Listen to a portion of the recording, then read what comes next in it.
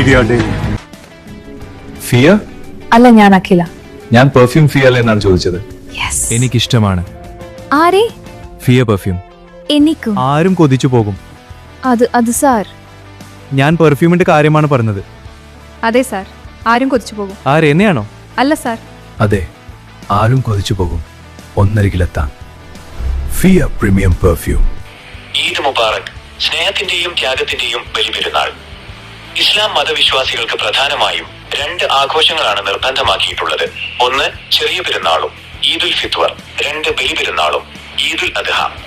സ്നേഹത്തിന്റെയും ത്യാഗത്തിന്റെയും ഓർമ്മകൾ പുതുക്കുന്ന സുദിനമാണിത്.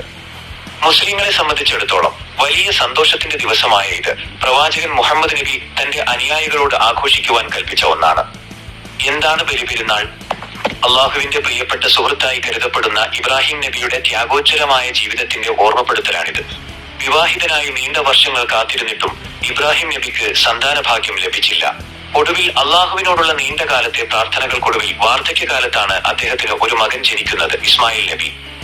എന്നാൽ ആ മകനെ അള്ളാഹുവിന്റെ മാർഗത്തിൽ ബലി നൽകുവാൻ ഇബ്രാഹിം നബിക്ക് സ്വപ്നത്തിലൂടെ കൽപ്പനയുണ്ടാവുകയും അതിന്റെ അടിസ്ഥാനത്തിൽ അദ്ദേഹം തന്റെ മകനെ ബലി സമർപ്പിക്കുവാൻ തീരുമാനിക്കുകയും ചെയ്തു. അള്ളാഹുവിനോടുള്ള പൂർണ്ണമായ സമർപ്പണത്തോടെ ബലികർമ്മം നടത്തുവാൻ തുനിഞ്ഞ ആ ചരിത്ര മുഹൂർത്തത്തിന്റെ ഓർമ്മപ്പെടുത്തലാണ് ബലിപെരുന്നാൾ. ഇതിനെ ചിലർ വലിയ പെരുന്നാൾ എന്നും വിളിക്കാറുണ്ട്. സമകാലികതയും ഇസ്ലാമിന്റെ യാഥാർത്ഥ്യവും ലോകത്താകമാനം ഇസ്ലാം വിരുദ്ധത വർദ്ധിച്ചു വരുന്ന ഇന്നത്തെ സാഹചര്യത്തിൽ ഈ വിഷയത്തിന് ഏറെ പ്രസക്തിയുണ്ട്. എന്താണ് യഥാർത്ഥത്തിൽ ഇസ്ലാം? ഇന്ന് പലരും കാണുന്നതും കേൾക്കുന്നതുമാണോ യഥാർത്ഥ ഇസ്ലാം? ഞാൻ മനസ്സിലാക്കിയിടത്തോളം അല്ല.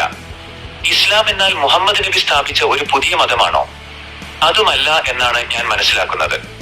പിന്നെയോ പ്രഥമ പ്രവാചകനായ ആദം നബിയിലൂടെ അള്ളാഹു തന്റെ സൃഷ്ടികൾക്ക് നൽകിയ ജീവിതചര്യയാണ് ഇസ്ലാം. അതായത് സർവ്വലോക സൃഷ്ടാവായ പ്രപഞ്ചനാഥനിലുള്ള അടിയുറച്ച വിശ്വാസം. അങ്ങനെയെങ്കിൽ ഇസ്ലാം എങ്ങനെ മുഹമ്മദ് നബിയുടെ മാത്രം മതമാകും? മുഹമ്മദ് നബിയിലൂടെ അള്ളാഹു തന്റെ സന്ദേശം സമ്പൂർണമായി മനുഷ്യരിലേക്ക് എത്തിച്ചു എന്ന് മാത്രം. ചരിത്രത്തിൽ ലക്ഷക്കണക്കിന് പ്രവാചകന്മാരിലൂടെ പല കാലഘട്ടങ്ങളിൽ നൽകപ്പെട്ടതും ഇതേ ഇസ്ലാമിന്റെ സന്ദേശങ്ങൾ തന്നെയാണ്. എന്നാൽ അത്യാഗ്രഹിയായ മനുഷ്യൻ വീണ്ടും വീണ്ടും തെറ്റുകളിലേക്ക് പോയപ്പോൾ അവരെ സന്മാർഗത്തിലേക്ക് നയിക്കാനാണ് അതാത് കാലഘട്ടങ്ങളിൽ മനുഷ്യരിൽ നിന്ന് തന്നെ പ്രവാചകന്മാരെ നിയോഗിച്ചത്. എന്നിട്ടും മനുഷ്യൻ ചിന്തിച്ചുവോ? ഇന്നും മനുഷ്യരിൽ വലിയൊരു ശതമാനം സ്വാർത്ഥതയ്ക്ക് വേണ്ടിയല്ലേ ജീവിക്കുന്നത്? വിവേകവും മനുഷ്യന്റെ സ്വാതന്ത്ര്യവും. ഇവിടെ ചിലർ ചോദിച്ചേക്കാം, എല്ലാം അറിയുന്ന ദൈവത്തിന് എല്ലാവരെയും ഒരേപോലെ നേർവഴിക്ക് നയിച്ചുകൂടെ എന്ന്. പ്രപഞ്ചനാഥൻ നീതിമാനാണ്. അവന്റെ മുന്നിൽ എല്ലാവരും തുല്യരുമാണ്. എന്നാൽ മനുഷ്യന് ദൈവം ഒരു പ്രത്യേകത നൽകിയിട്ടുണ്ട്, ചിന്തിക്കാനുള്ള കഴിവ്. അവന് ജീവിക്കാൻ വേണ്ടതെല്ലാം ഒരുക്കി നൽകിയതിനൊപ്പം നന്മയും തിന്മയും തിരിച്ചറിയാനുള്ള വിവേകവും സ്വാതന്ത്ര്യവും ദൈവം നൽകി. നന്മയുടെ വഴി തിരഞ്ഞെടുക്കുന്നവർക്ക് വലിയ പ്രതിഫലവും വാഗ്ദാനം ചെയ്തിട്ടുണ്ട്.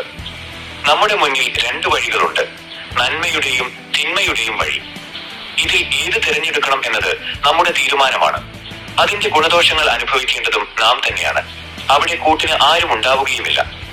സ്വാർത്ഥമതികൾ മനുഷ്യരെ വഴിതെറ്റിക്കാൻ എക്കാലത്തും ശ്രമിച്ചുകൊണ്ടേയിരിക്കും. അത് ലോകാവസാനം വരെ തുടരുകയും ചെയ്യും. എന്നാൽ തീരുമാനം നമ്മുടേതാണ്. വിവേകപൂർവം ചിന്തിക്കുക, നല്ലവരായി ജീവിക്കുക. ഏവർക്കും ഹൃദയം നിറഞ്ഞ പെരുന്നാൾ ആശംസകൾ. ഇനി ഒരു തൊഴിൽ തേടി വിദേശത്തേക്ക് പോകേണ്ടതില്ല. സ്വന്തമായ ഒരു ബിസിനസ്, സ്ഥിരമായ വരുമാനം നിങ്ങൾ ആഗ്രഹിക്കുന്നുണ്ടോ? നമ്മുടെ രാജ്യവും വളരെ വേഗത്തിൽ വളരെയാണ്, മറ്റു വികസിത രാജ്യങ്ങളെ പോലെ. ഇതാ ഈ വളർച്ചയിൽ പങ്കാളിയാകുവാൻ നിങ്ങൾക്കും അവസരം. മാറുന്ന ബിസിനസ് സംസ്കാരത്തിനൊപ്പം നമ്മളും മാറി ചിന്തിക്കേണ്ടതുണ്ട്.